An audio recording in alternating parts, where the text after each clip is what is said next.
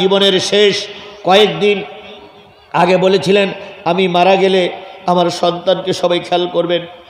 ইনসাফের হাসি নিয়ে, শাহাদাতের তামান্না নিয়ে মহান আল্লাহর কাছে চলে গেলেন আমাদের প্রিয় হাদি ভাই।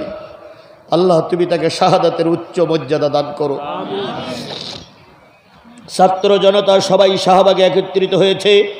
ভারত আধিপত্য মুক্ত করেই ছাড়বে, বাংলাদেশ ভারতীয় মুক্ত করার ঘোষণা স্বরাষ্ট্র উপদেষ্টার পদত্যাগ দাবি করেছে দেশের জনগণ।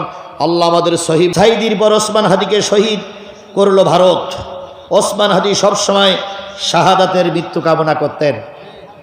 প্রায় বক্তৃতায় বলতেন আমি শহীদ হয়ে যাব, আমার ছোট্ট বাচ্চাটারে তোমরা খেয়াল করো, জানতো শহীদ হবে, তবু বাতিলের কাছে মাথা নত করিনি। কথা বলেন ঠিক না বেঠিক? তোমার আমার জীবনের সবচেয়ে উত্তম মৃত্যু হলো শহীদ মৃত্যু। আমি আপনাদের ছোট ভাই হাদির জীবনের সমস্ত ত্রুটিগুলো মাফ করে দাও।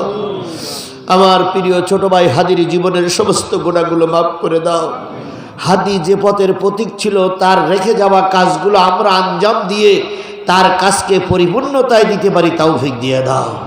দয়া করে আমাদের দোয়াগুলো কবুল করে নাও।